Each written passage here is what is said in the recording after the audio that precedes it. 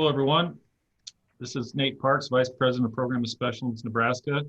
Joining me today is Dave Demian, our Sport and Competition Director, and we're here to talk to you about our 2020 sport updates. This is a webinar that's part of a series that is part of our Nebraska Leadership Conference. And we'll go ahead and get started with our first slide about the 2021 Heartland Winter Games. Our snow sports are scheduled to take place in Weston, Missouri from January 27th through 29th. This would include snowshoeing, alpine skiing, and cross-country skiing. At this point in time, the Heartland Winter Games are scheduled to take place. If we were to find out that they need to be canceled or postponed or something is different due to the COVID-19 pandemic, we'll certainly let you know as soon as we have that information. Our floor hockey portion of the Heartland Winter Games are to be determined at this point. The University of Nebraska at Omaha is not taking reservations for facility use at this time. And so we will be evaluating whether or not this is an event that we can hold over the coming weeks, and we will be sure to let our participating teams know.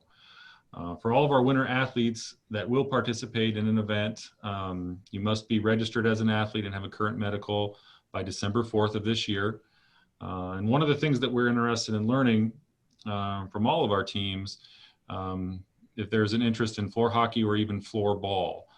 Floor ball is a similar sport to floor hockey. It is something that is taking place as part of the next World Winter Games. It's a little bit more expensive for us as a program due to the court requirements, but it's something we're open to if there's interest. So if there are any delegations out there that have any interest in either floor hockey or floor ball, please contact Dave. And that's something that we can discuss. Next slide, please. So next, I'd like to talk to you about bowling. It's very important that for our traditional bowling regional events that we continue to division 6 to 8 deep, 6 to 8 people. We have roughly 1,200 bowlers participating in traditional bowling in Nebraska. So it's very important that we have deep divisions at the regional level so that we can continue to have the same format with our spring games. One of the things that we are considering at this point in time is running our traditional bowling like we are doing our unified bowling right now. This would involve essentially, for those that aren't familiar, competing while at practice with a 2-week period at the end of an 8-week period where athletes would compete at practice and send scores to us, and that would essentially be the regional competition. This is all due to the COVID-19 pandemic and wanting to limit crowd size. This is something that we are evaluating and we'll discuss with our board in September, and we will be sure to let everyone know in the coming weeks what our plans are for traditional bowling. If Spring Games does take place in 2020, it will take place the weekend of March 26th in Lincoln. We are scheduled to utilize Sun Valley Lanes on Friday and Sunday of that weekend and Hollywood Lanes on Friday for bowling. One thing that's important to note, if we have ramp bowlers that are participating in either doubles or teams, ramp bowlers will be mixed in with any other bowler, as those divisions will be based on qualifying information. So ramp bowlers participating in a team or doubles format will not be separate from the rest of our bowlers. On the singles side, we are evaluating whether or not to just use one ramp division. In the past, we have used unassisted and assisted ramp. So we are taking a look at whether or not we need to continue to do that. So that is something that we may be seeking your feedback on. For unified bowling in 2021, we are looking at a possible third venue. We have had some challenges with finishing our event in Omaha just due to its size. And so we are considering adding a third location, potentially in Lincoln, to the bowling alleys that we're already utilizing in Kearney and Omaha. And one positive note to mention is, as of right now, our high school unified bowling with the NSA is on track to happen this fall. It's due to begin in mid-October. Okay, next slide, please. So this is Dave Demian with Special Olympics Nebraska, and I will be talking about basketball first. So what we will do is we will continue to ask for scores from every game that take place at the regional event to help us division at our state event. So you will still be turning in your qualifying scores, and we'll be using those qualifying scores for your regional events, and then we'll use those in addition to how the games went at the regional events to Division 4 state. Something else is our unified 5-on-5 has grown tremendously over the last couple of years, so much so that there are now more unified teams than traditional 5-on-5 teams. So a challenge for us is to continue to watch for player dominance and what that looks like. So we'll attempt to have more staff and people looking for that as unified grows and the teams understand what unified means. It'll be 2 years ago now, we changed the team skills spots, the 5 spots in which they pass from and shoot, to the 2 elbows and the bottom blocks on the key. We will continue with that, and we will continue to make recommendations to North America for them to change that across North America. But as far as Nebraska, those are the 5 spots we're going to stay with, as opposed to teams having to measure out spots beyond the key. Last year was our first year at UNL doing unified intramurals, and that was a great success. I think we had 6 teams out there. We were meeting with Creighton here in Omaha to have unified intramural basketball played there as well, but due to the COVID-19 pandemic, we were not able to make that happen this year. But that's still something we are going to focus on in the future. So look for that. There'll be more opportunities for our athletes and partners to play at UNL, Creighton, and then we'll also look at University of Omaha as well. Some rule changes that have come up this year for the 2020 through 2022 years. 3-on-3 has changed a lot, but first we're going to start with 5-on-5 and unified. So instead of shooting free throws after the 7th foul of each half, that has now been moved up to the 4th foul of each half. So the 4th foul and beyond is going to start with the one-on-one free throws. For 3-on-3, traditionally, we have done a 20-minute running clock game. North America has changed the rule to a 10-minute stop clock or 21 points, whichever comes first. Just to note, there will be some surveys at the end of this, as well as on our website and the coaches portal regarding some of these changes. And we may be going back to some of the old rules, but we will let you know before basketball starts what changes have taken place. So in 3-on-3, baskets are no longer 2 and 3 points. They are now 1 and 2 points. So if you make a basket inside the 3-point line, it's 1 point. Anything beyond the 3-point line is 2 points. There are now free throws for shooting fouls in 3-on-3. So you would have your athletes line up along the free throw line, and the athlete that was fouled will be shooting free throws as well. It used to be a coin flip decides who starts the game. The coin flip will still decide who starts the game, but the winning team will have the option of taking offense or defense to start the game. If they choose defense, then they will start the game. They will start with a possession in overtime if the game does go to overtime now, instead of another coin flip for overtime like it used to be. The new overtime rules, it used to be a running clock. It is now the first team to score 2 points.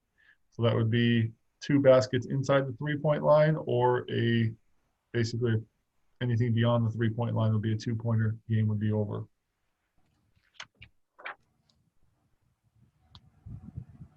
Another change that is made in North America is after a basket is made, the ball stays live. So the defensive team would then take the ball from under the hoop and either dribble it out or pass it out to the 3-point line and keep playing.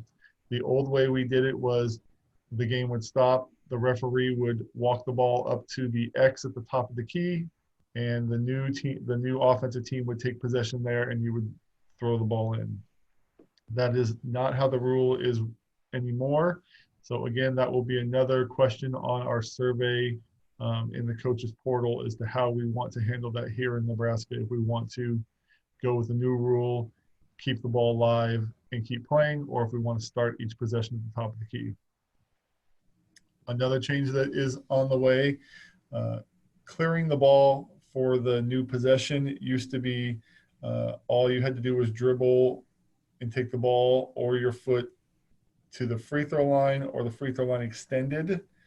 The new rule is now the ball and your feet have to clear the 3-point line anywhere on the court. So it could be in the corner, it could be top of the key, anywhere, but it has to be beyond the 3-point line now, no longer the free throw line.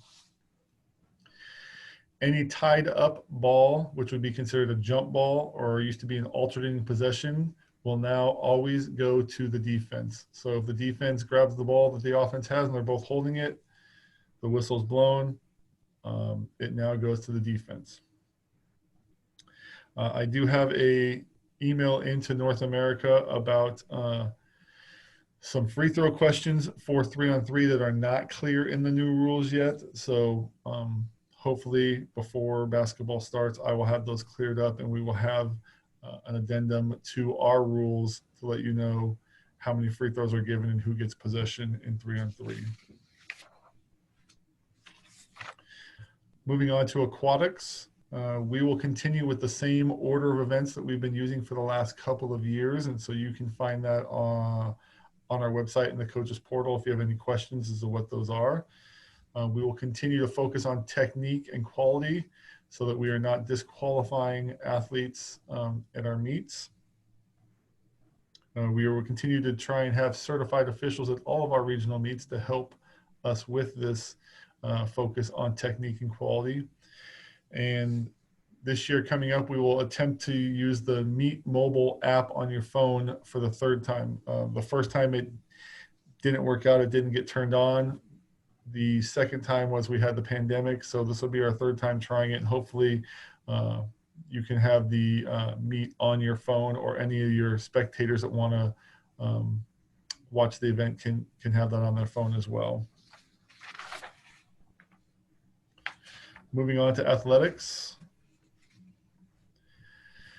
Athletics, we will continue to have Friday night walks and field events. We will also have our unified team competition, which has been growing as well since we are now in more schools. Again, to get your qualifying score for the unified team competition, you would use the pentathlon scoring sheet to figure out how many points your team is going to have as far as a qualifying score. And now the NSAA has sanctioned high school track and field in the spring of 2021. It will look just like a regular track meet, and we can have unified track, and our athletes can then participate for their schools. The unified team competition is, like I said, continuing to grow. So if you need assistance on what that looks like or how to score your team, feel free to contact us here and we will walk you through it. One change that has happened is the 5 events for the pentathlon. 4 of them have stayed the same. The 5th one, which is the 400 meter, has been now changed to the 800 meter. So if you have any athletes that are doing the pentathlon, they're no longer doing the 400 meter run. They would be doing the 800 meter run.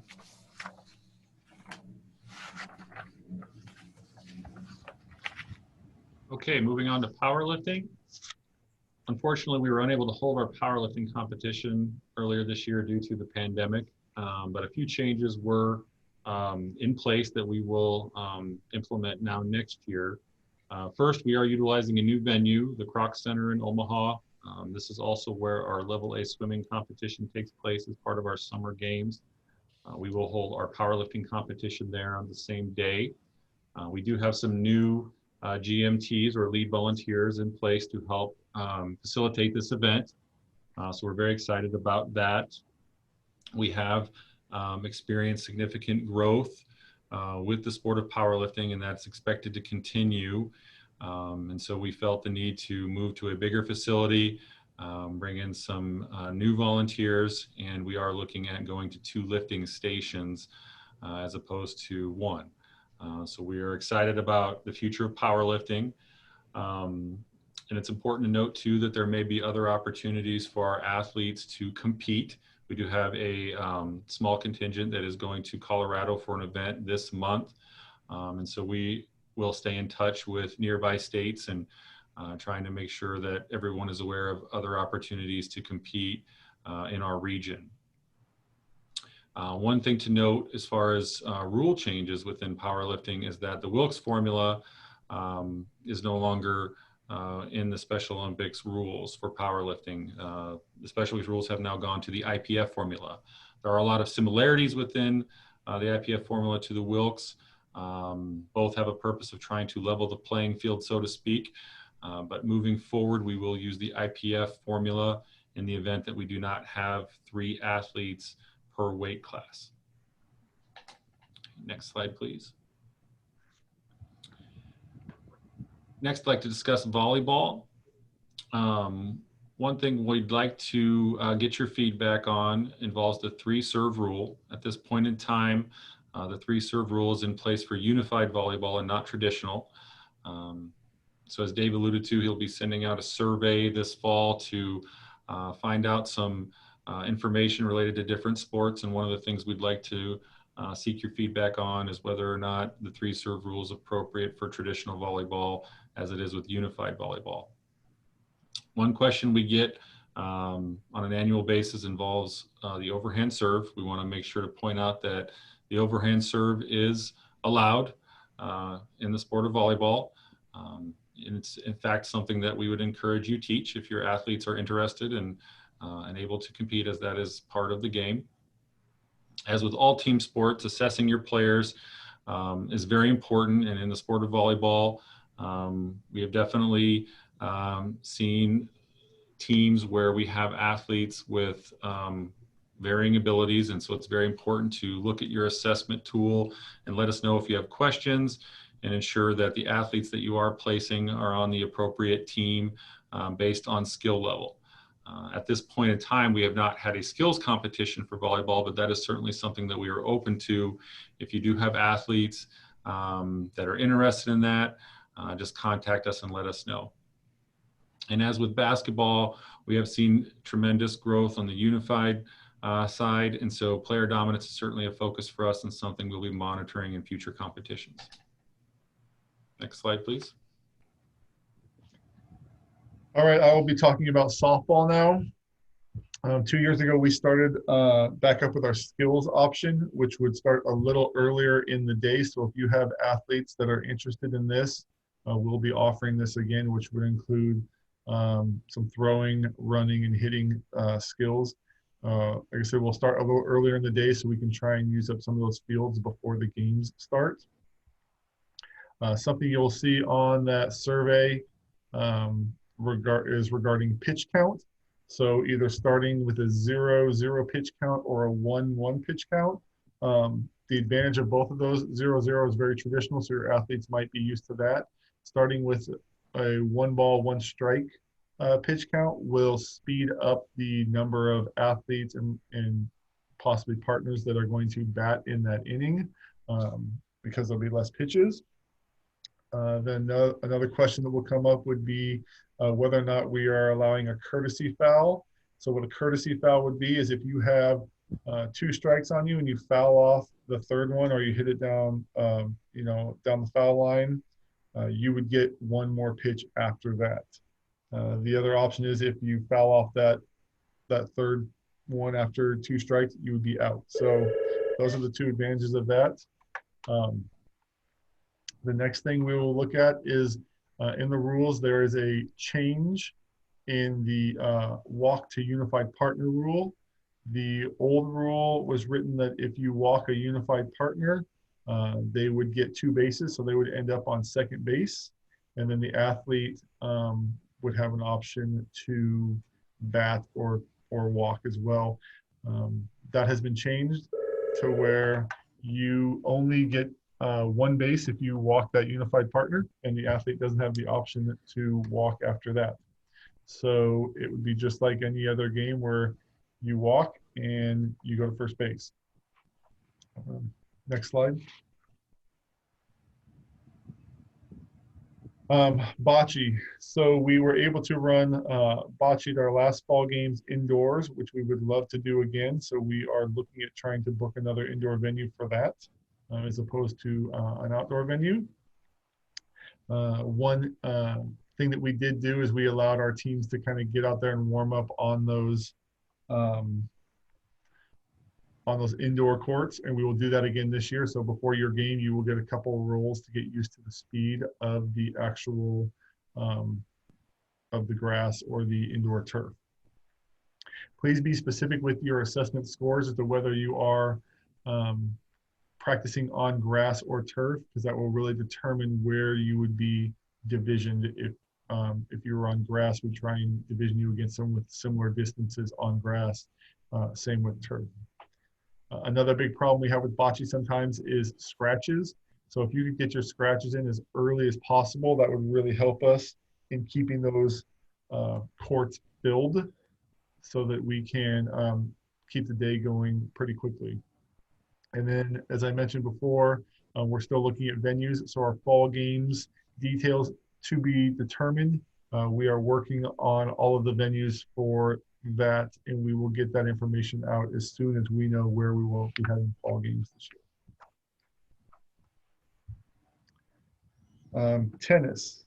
So tennis is a great opportunity for those wanting to get involved in unified sports. Right now we have 3 delegations that do tennis, and they are growing.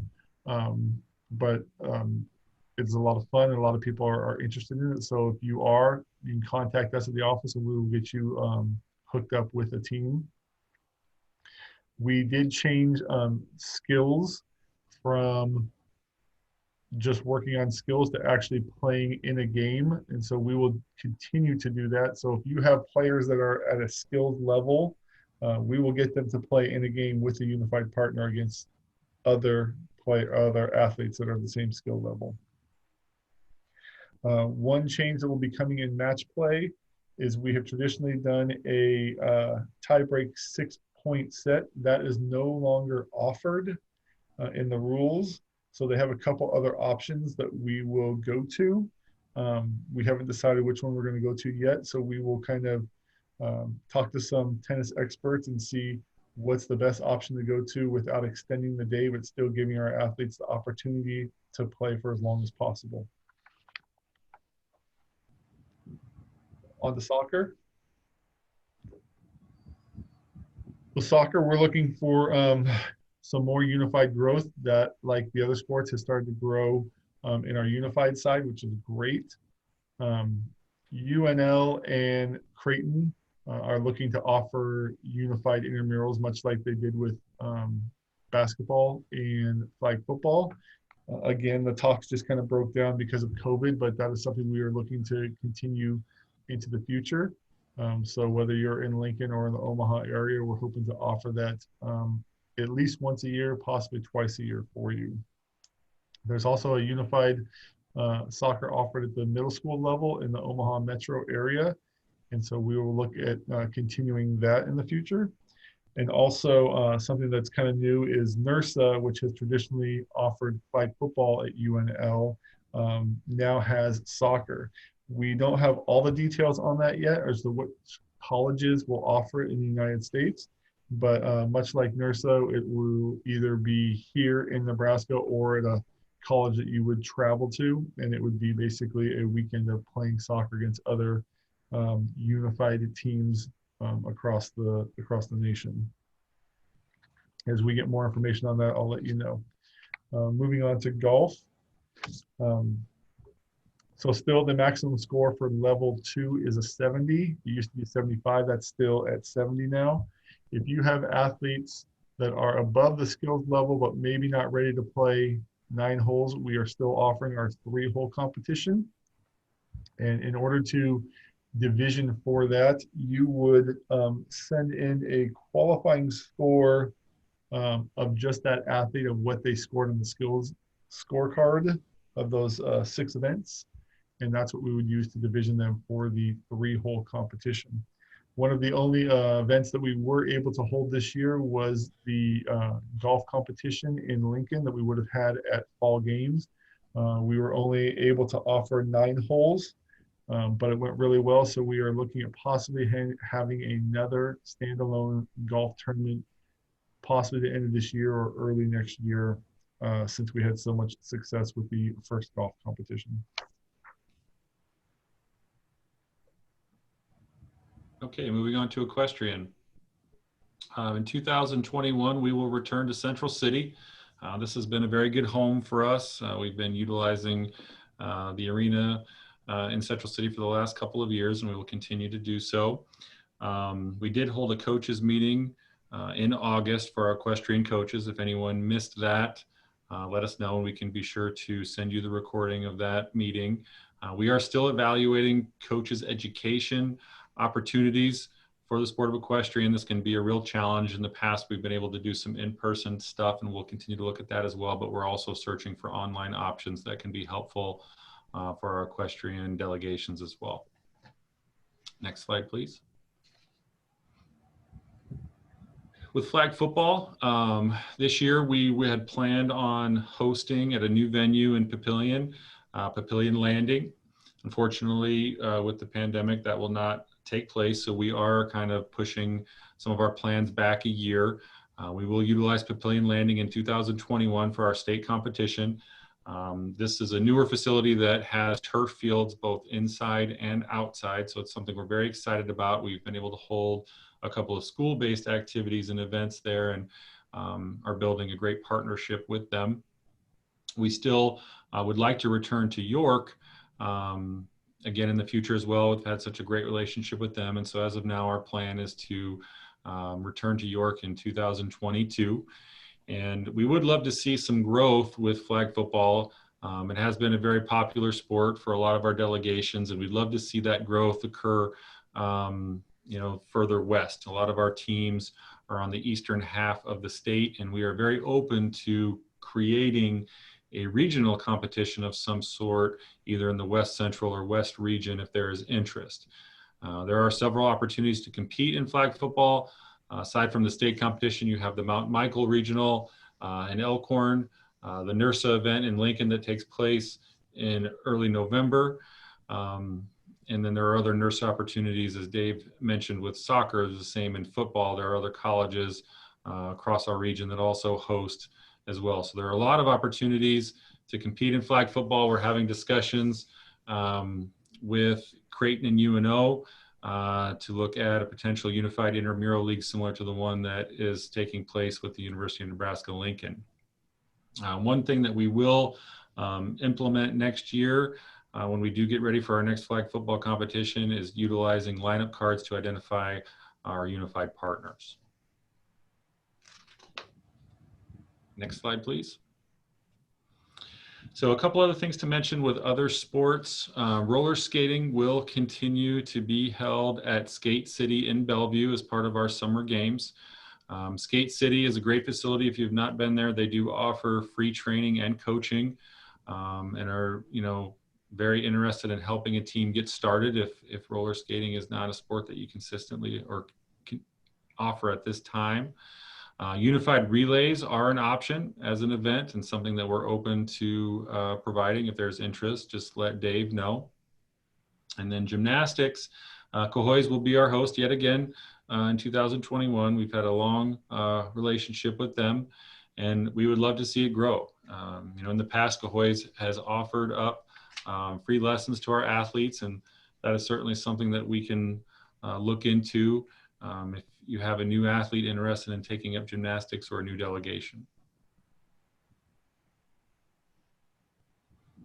Okay, I'd like to touch a little bit on our coaches education policy. We did update our coaches education policy this year, and Seth Pierce, our Director of Volunteer Services, did record a webinar about this policy back in July. You can find that under the leadership section in our coaches portal. We are trying to kind of build an online library of trainings. At this time, you'll find a training on track and field that is available, and we are just about finished with the training on basketball. So we're trying to just create more options that are available. Of course, you still have the NFHS website as well that has several course options. and we are trying to just continue to provide as much training as we can. Some of the things that were updated within our coaches education policy are listed here. We are requiring that a coach be certified in their respective sport within 12 months. And we are now no longer requiring practicum hours for recertification. And coaches certification does last for 3 years in all sports with the exception of aquatics and equestrian. Next slide, please. For anyone that has not taken a look, listed here is the web address for our COVID-19 return to play plan. At this point in time, we are still in phase 2 of our plan, and we are constantly evaluating our return to play plan and the sports that are approved. Our next meeting with our board takes place in mid-September, and we will be taking a close look at where we are with things. Traditional bowling regional events that typically take place in December or January will be discussed, and we will let you know in the coming weeks what our plans are for those bowling regionals. As we move into the late winter and early spring of 2021, we have events such as floor hockey, other regional events like basketball and swimming, track and field, and then of course our spring games. And so our hope is that at some point, in 2021, early 2021, we can get back to our events the way that we knew them in the past. But we realize that that may not be possible. So we'll be very open to input and suggestions and trying to be creative and holding events in any way that we can. And we will be discussing those events over the coming weeks, and we'll be letting you know as we approach the end of the calendar year what our plans are. If you have any questions about our return to play plan, please contact me, Nate Parks, and I'll be sure to help you. And certainly, if you'd like to start in small steps, we have a lot of other teams that have begun and would be happy to also offer up any help and support in how they're doing things. Okay, so our survey questions, as I alluded to before, these will be in the coaches portal, and they'll be up for a while for you to go through and kind of look at them. A couple of our different events, the bowling one, would you be open to combining assisted and unassisted ramp into one event? Again, they would still be divisioned strictly based on their qualifying score. Assisted and unassisted are very similar. And so we feel like we might be able to just have it as one event for bowling. I also talked about some of the basketball changes that could possibly take place. But again, I want to get some feedback first before we do that, and see if teams are up for that or if we want to kind of stick to what we're doing here in Nebraska. Next slide, please. Nate talked about the volleyball. Should we rotate after 3 serves for both unified and traditional? Right now, it's just for unified. The good thing about if we did it for both unified and traditional is nobody would be stuck in a rotation for more than 3 serves. So it would make our games last longer. It would make them more competitive because we wouldn't have one athlete just dominating and serving over and over again to a rotation that maybe isn't the other team's strongest. So that would help our games be a little more competitive, and we would have less blowouts that we have sometimes.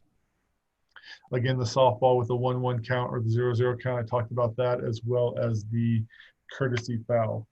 There may be more questions added to the survey as we come up with more from different sports. So feel free to answer those as well. There's also a section on there for you to leave your contact information if you would like to discuss some of these more, or if you have questions about anything, you can just type in there as well, or you can always contact me. Next slide, please. We'll have our contact information. So again, you can either contact Nate Parks or myself, Dave Demian, Director of Sports and Competition. Those are our emails and our phone numbers if you have any questions about any of the things we've talked about today. Just want to wrap up and thank you for your time for watching this. Again, if you have any questions about any of these rules, feel free to give us a call, and we will start posting the new 2022 rules here in the next week or two on our website, so you can have access to all the new rules. If we do have any addendums to those rules, we will start posting those as well as soon as we start making those changes, if we are going to have any changes. That's it for us here at Special Olympics Nebraska. We'd like to thank you for your time, and take care.